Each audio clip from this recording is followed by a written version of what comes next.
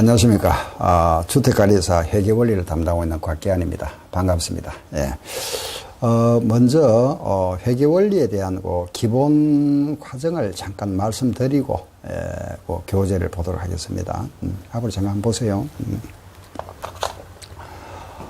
일단은 우리가 회계라 하는 것이 뭐냐 하면은, 한번 보세요. 예를 들어서 우리가 1월 1일 날, 그죠?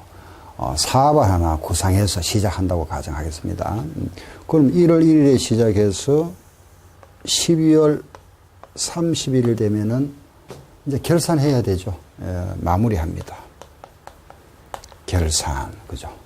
우리 이제 결산을 하게 되는데, 그럼 1년 동안의 사업을 하셨죠, 그죠? 사업한 것을 결산합니다. 그럼 결산하는 목적이 뭘까요? 왜 결산하는지 아시죠? 그죠? 뭐 1년 동안에 내가 얼마를 벌어들였는지, 그죠? 그걸 알아보기 위한 겁니다. 따라서 그걸 뭐라 하죠?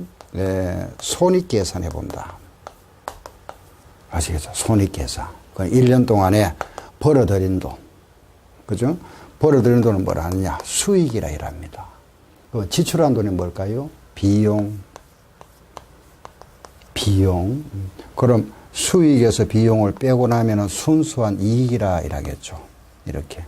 우리 회계 원리에서는 수익과 이익을 구분하셔야 됩니다. 그 벌어들인 돈 총액을 수익이라 이렇게 표현합니다. 그 지출한 돈을 뭐라 하고? 비용이라고, 차액을 이익이라 이랍니다. 아시겠죠? 잠깐 보세요. 내가 물건을 사왔습니다.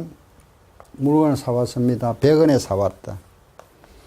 100원에 사와서 물건을 팔았습니다. 150원에 팔았습니다. 그럼, 자, 수익이 얼마 생겼습니까? 100원에 사와서 150원에 팔았습니다. 수익이 얼마 생겼죠? 50원 아닙니다. 100원입니다. 요게 수익.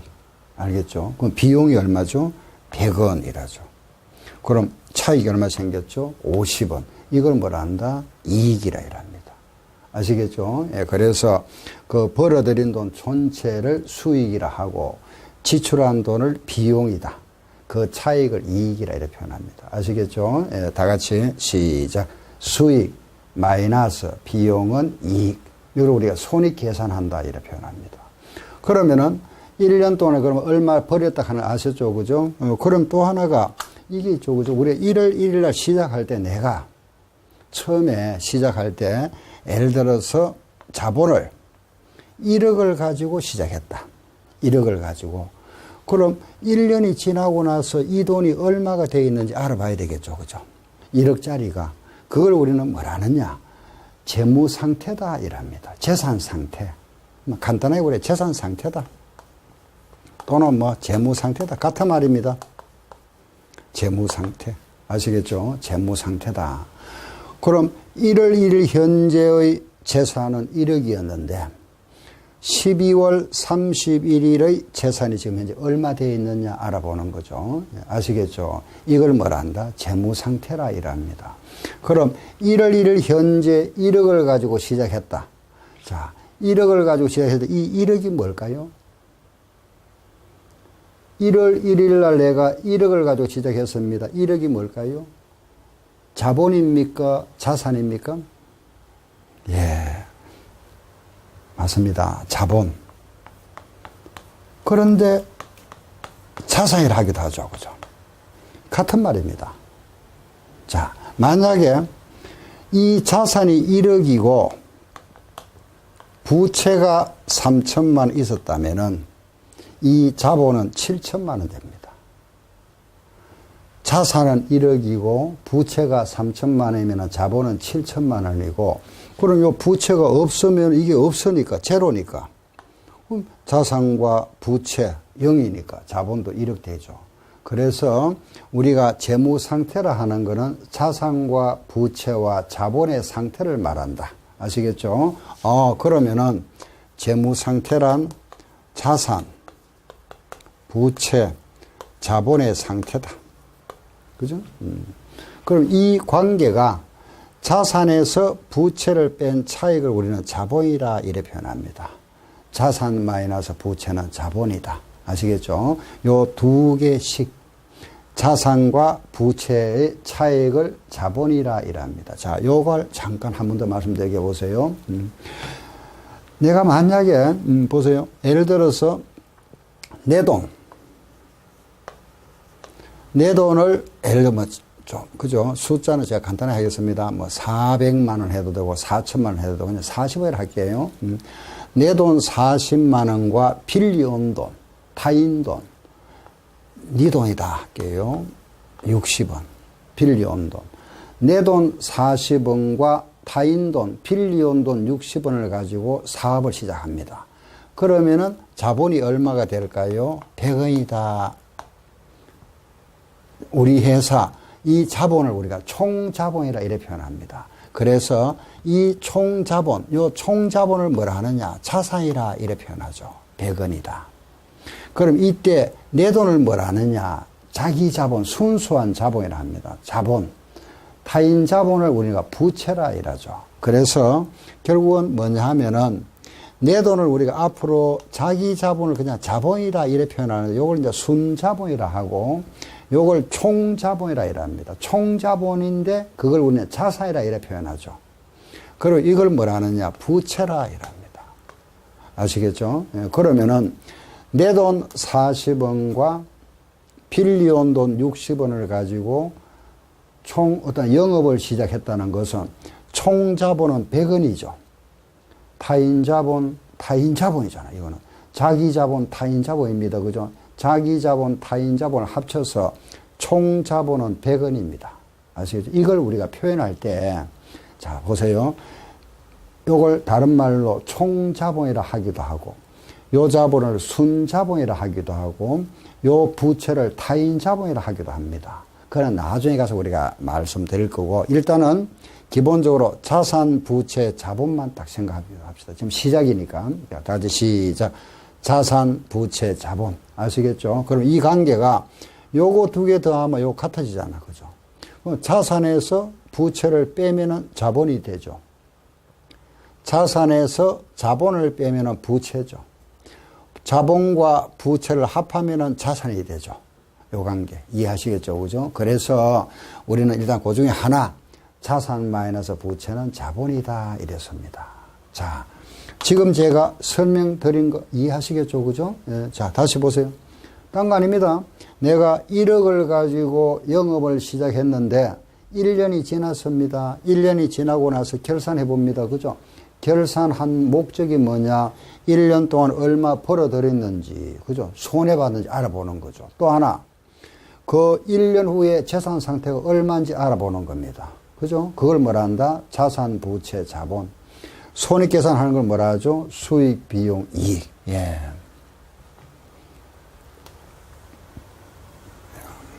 자, 우리가 지금부터 공부하는 게 이겁니다. 요거. 이 공부가 바로 뭐냐? 회계원리입니다. 회계원리 공부. 이겁니다, 이거. 이걸 이제 우리 요 자산에 대한 하나하나 이제 항목들. 어떤 게 자산이냐? 현금, 자산 맞죠? 그죠? 은행 예금, 뭐 주식, 자산 맞습니다. 그죠? 부채는 뭐냐? 빌려온 돈, 타인 자본, 차익금 이런 거. 요걸 빼고 나면은 자본이다. 벌어들인 돈, 물건 팔았다, 수익이죠. 그죠?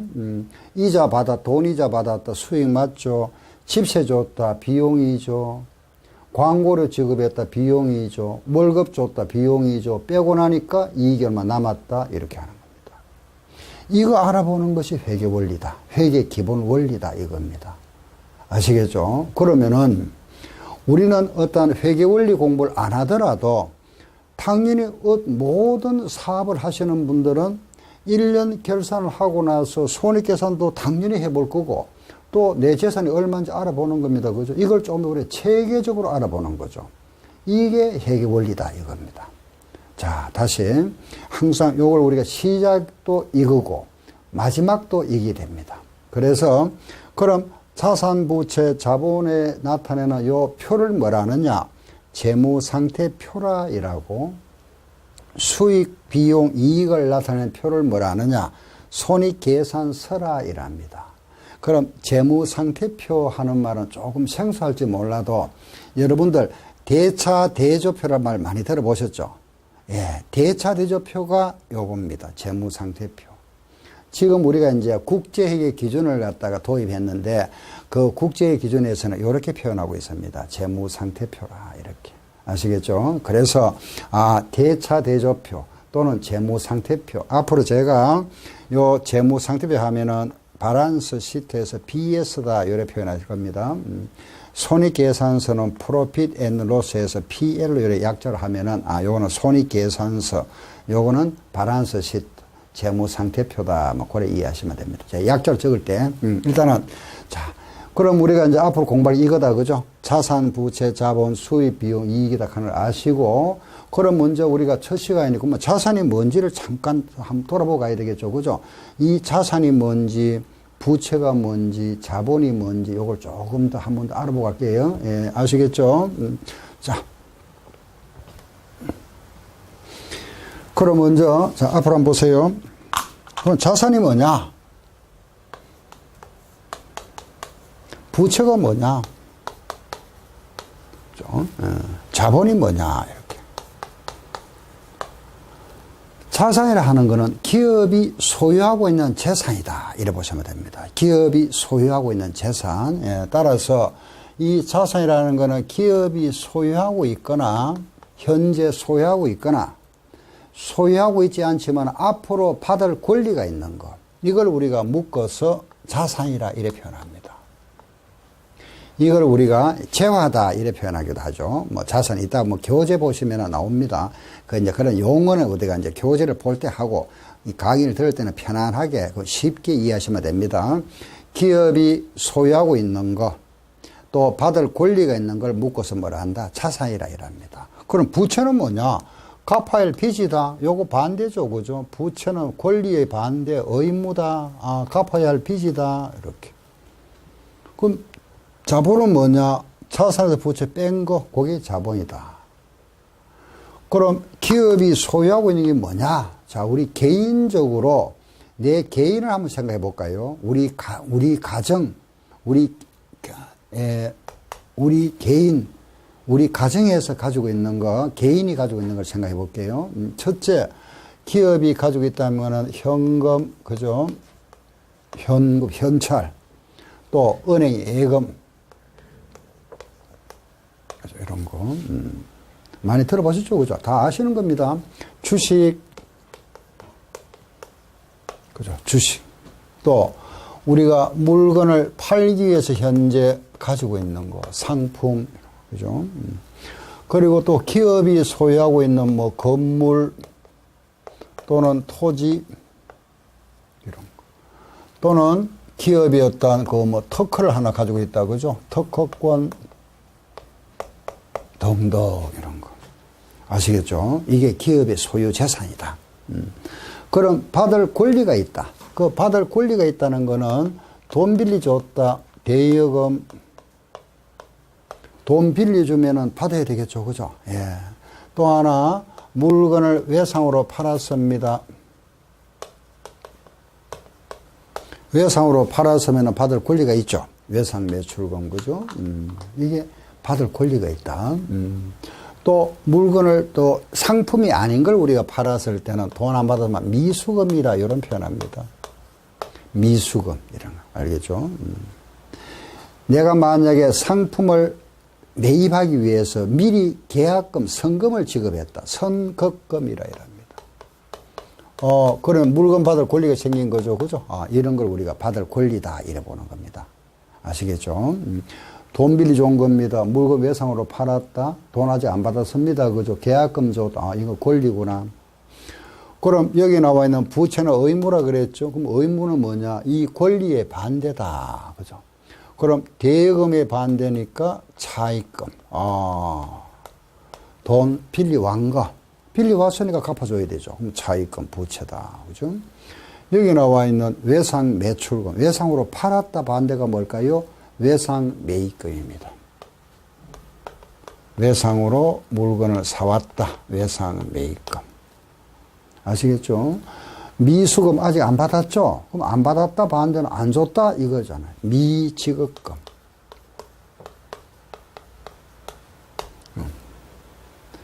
먼저 줬다. 계약금을 미리 줬다. 요거 반대는 뭐죠? 먼저 받았다. 이겁니다. 선수금. 나중에 우리가 공부하게 되는데, 이제 기업에서 발행하는 사채 이런 거. 이런 것도 이제 돈 빌리는 거죠. 아, 이런 게 부채구나. 이해되죠? 그리고 이 자산에서 부채를 뺀 차액을 뭐라 한다? 자본이다. 그래서 이 자본을 우리는 순수한 자산이다.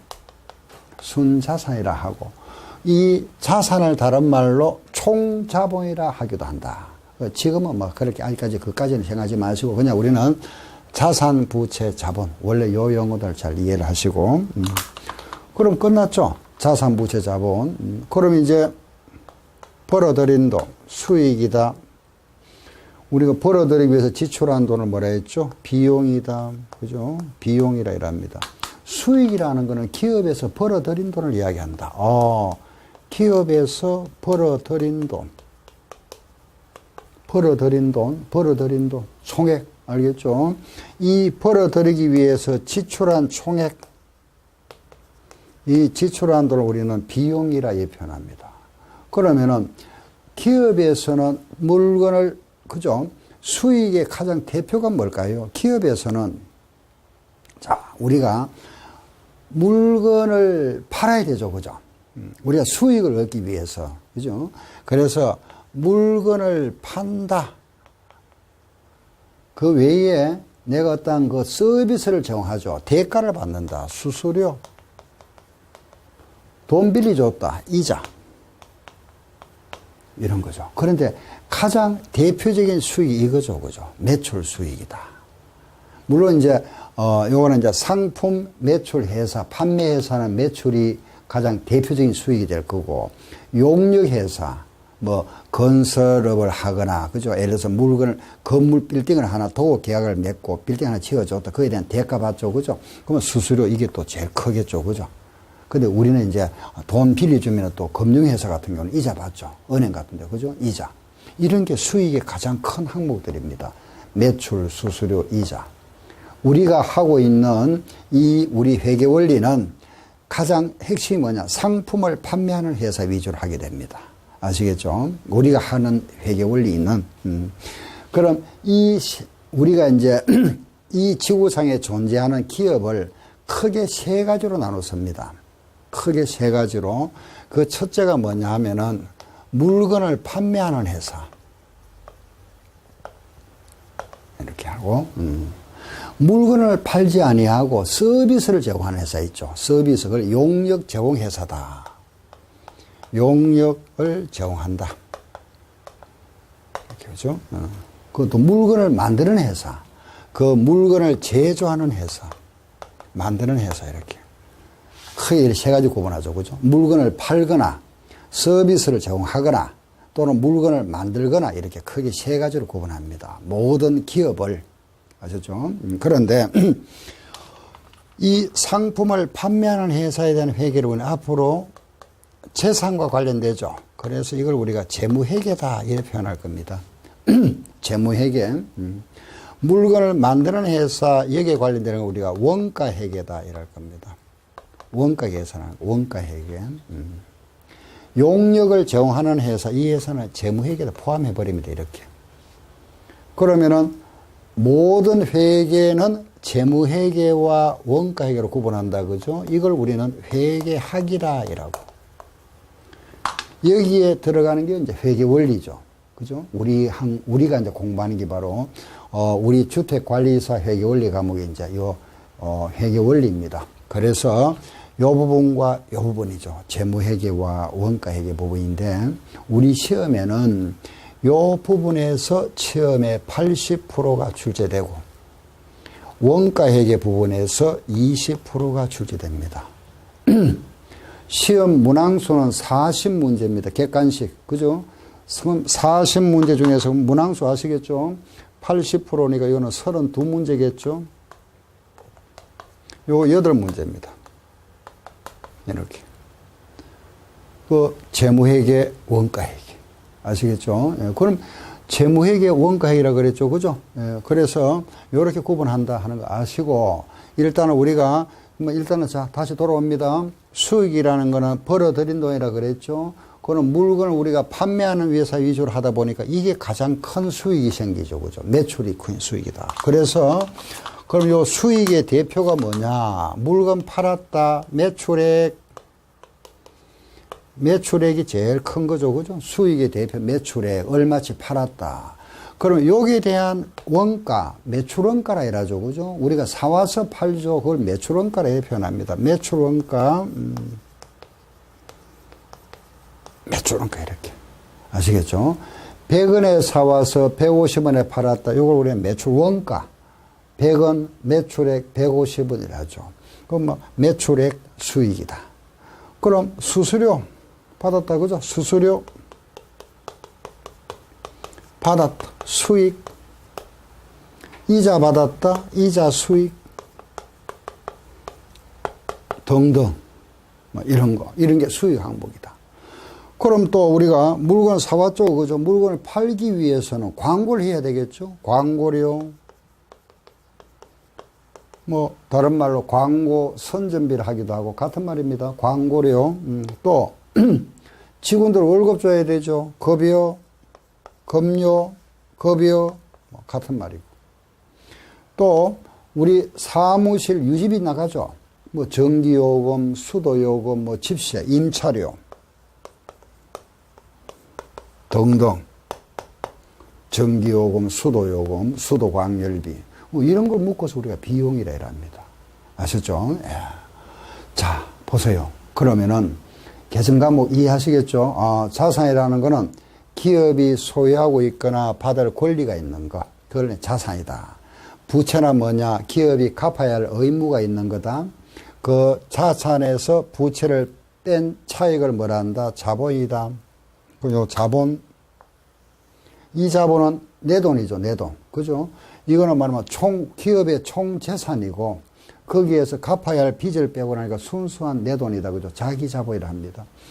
벌어들인 돈 전체 금액에서 지출한 돈 비용을 빼고 나면 순수하게 남은 돈을 뭐라 한다 그랬죠? 순수한 이익이다. 순이익이라 합니다.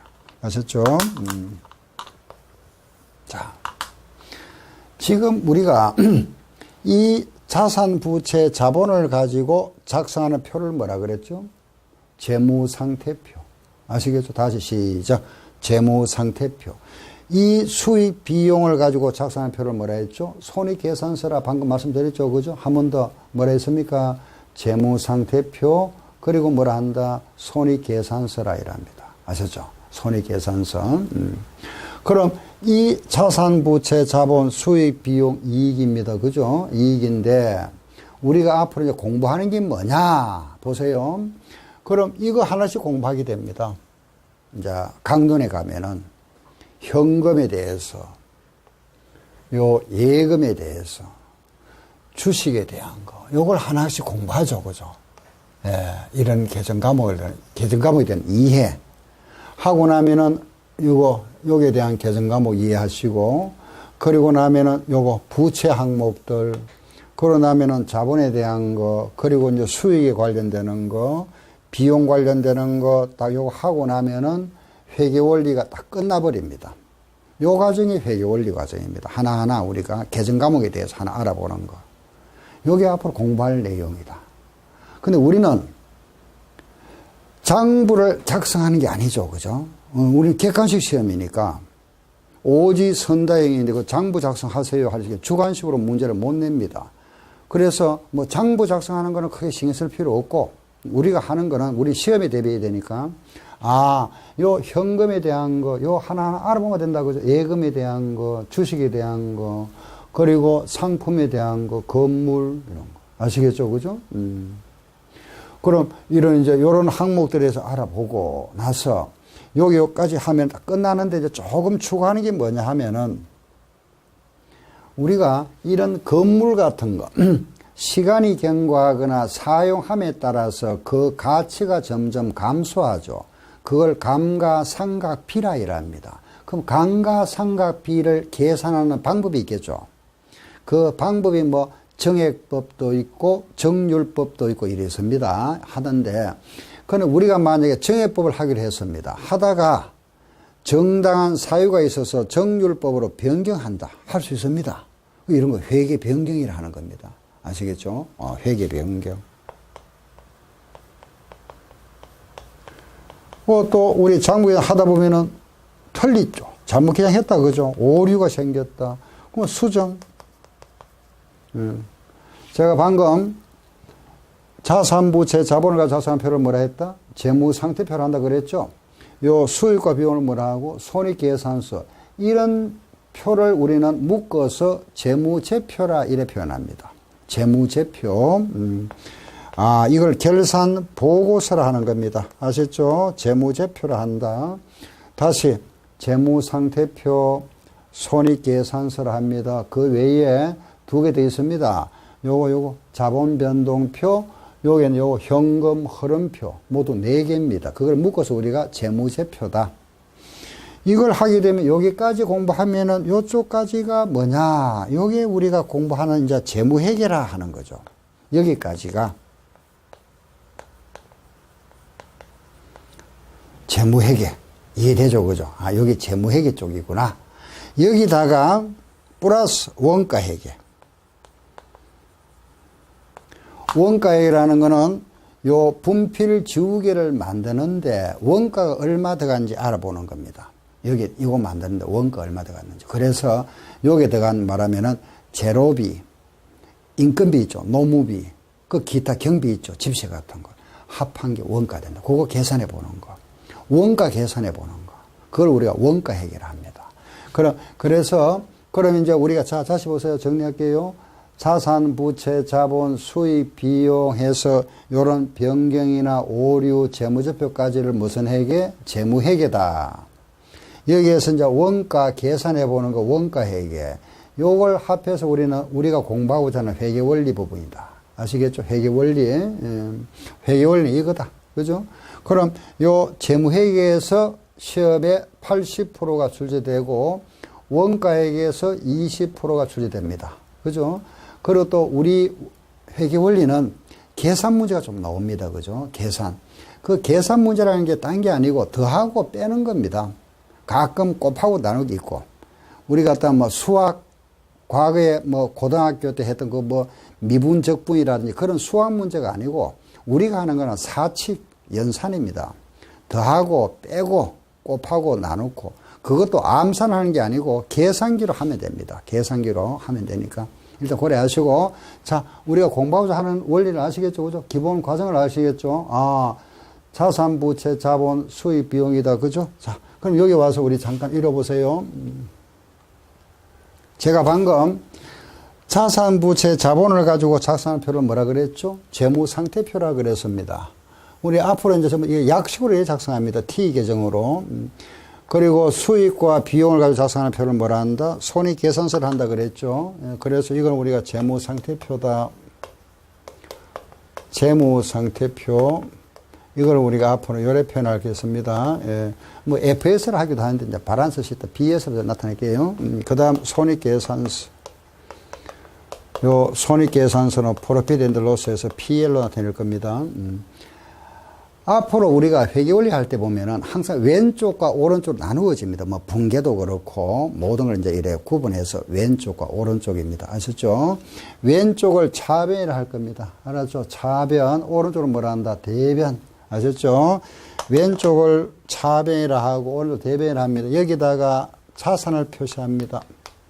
대변에 부채와 자본을 표시하고 이렇게.